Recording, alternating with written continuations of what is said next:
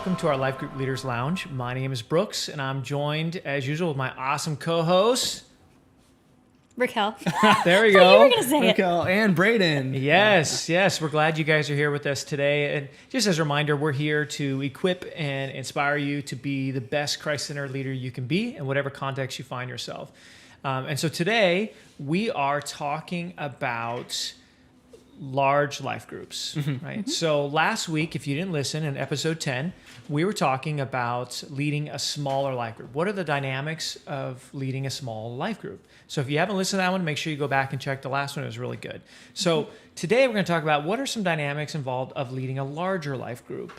So let's begin with this question. Like, how can we continue to develop authentic connection and authentic community when a life group is larger, when a life group gets bigger? You know, it starts to grow. More people are attracted to it. It starts to grow.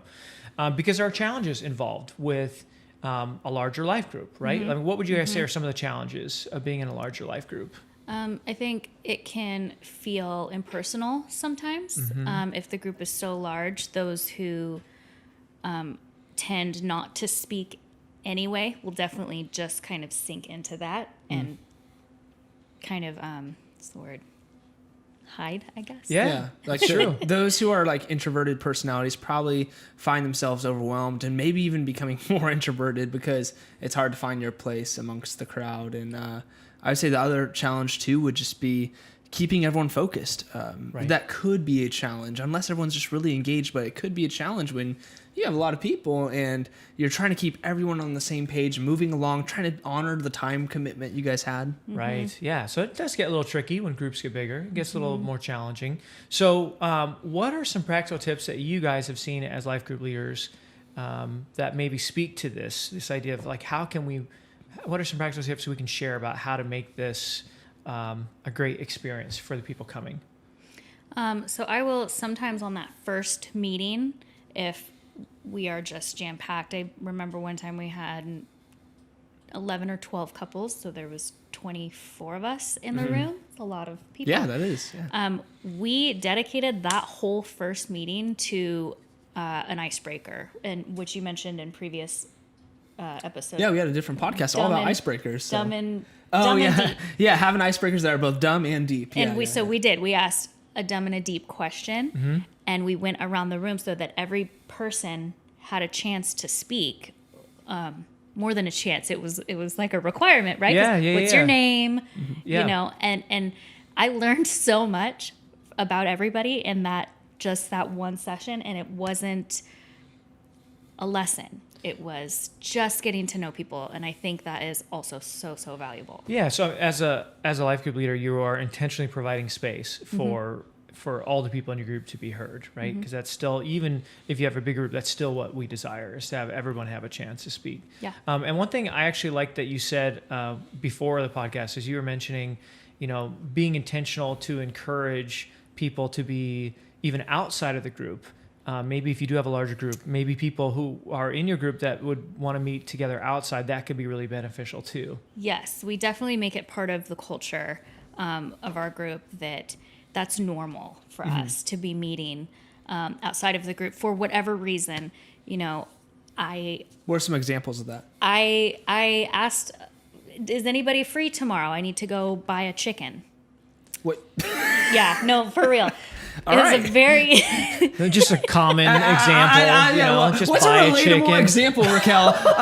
When you need to go buy a chicken, and not like when you need to go Who get wants chicken to from the come? grocery store, Yeah. but when you need to go buy a live chicken. That is awesome. But Next time you need to buy a chicken, I'm it calling. definitely disarms people. I needed the help. It was an opportunity to bring somebody along and go in a car ride and get to know them even more. And you know, why not? And it was. People laugh. They're like, okay, you know, and it was great. But it sets the culture for the more obvious, hey, you know, I like to walk on Thursdays. Who wants to come? Yep.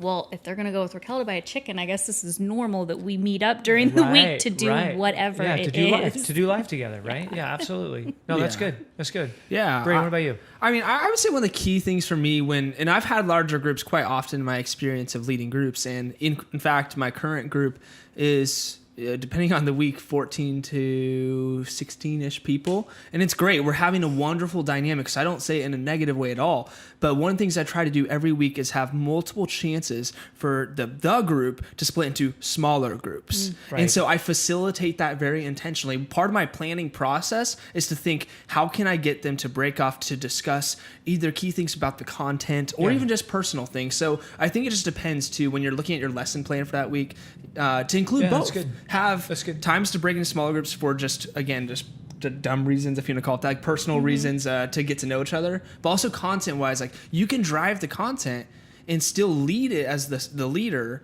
but also have chance to discuss in much smaller groups and then bring it back to the large group. There's so many ways you can mold it. You can do that. You can do a lot of ways. And even for our listeners that maybe have a smaller group, they're hearing this, they're like, well, my group is 4 people. Yeah. It's not larger. I think what Brady mentioned is really useful in all contexts because like I know even in some of the groups I've been involved with, even if we had 5-6 people, I would split people in pairs and I would say, instead of an icebreaker today, just have a time to get to know somebody that you don't necessarily know. And so I would just start splitting people off and then it could just be, hey, pray for one another, or it could be, here's a question I want you to process, but it's intentionally providing space for people to connect with one another. Yeah. Because that's a big part of what we do here, right? So we want to develop authentic relationships here at Newbreak Church. And so that's something we want to be constantly thinking about, and providing space for that can be really, really helpful. Yeah. And I think one other thing to do is, if you do have a larger group, is, start trying to think about how can you get as many people involved in the discussion as possible. So if you are seeing that some people maybe aren't involved or aren't talking, then maybe you can even invite them to share into those moments. So as a leader, you just want to be cognizant of where your group is at and who's talking and who has just gone super quiet for a moment. It's almost like learning how to lead by again, moving the content forward, but with questions along the way. Very good, thoughtful, open-ended questions. Absolutely. That help continually make it conversational, especially as a large group. Absolutely. Yeah. I just want to add, are you going to say something, Raquel? Yeah. I was going to say, if I see somebody who's quiet and, but I feel like they will speak if I call on them. I'm not like, what do you have to say? I'll say, hey, I see that you're processing. What are you thinking? Yeah, Tell that's me. good. Like, That's share. Good. Yeah, that's good. That's good. We could do a whole podcast on just those kinds of questions. Yeah. I think that would be really helpful. So, lastly, I want us to think about, so one thing when I consider being in a small group is planning for the future. Because if your group continues to grow and grow and grow to the point where it's a wonderful dynamic, but maybe not everyone is being heard, and maybe the size is too big for your place, then what I would encourage you to do and think about is start to raise up someone that can eventually multiply your group, right? Because we are really interested in identifying leadership potential in people and seeing them as apprentice leaders that we could eventually help to launch their own group. Growing groups. Yeah, absolutely. Always, yeah. Because if our churches are growing, then groups should need to be growing too. So that the way there's always a place for people to be shepherded. Because this is something that, Brooks, you were saying before this podcast started, but it's not even just about the logistics of, do we have enough space in our house or wherever we're meeting, but do we have enough space and almost like in my heart to shepherd these people well? Right. So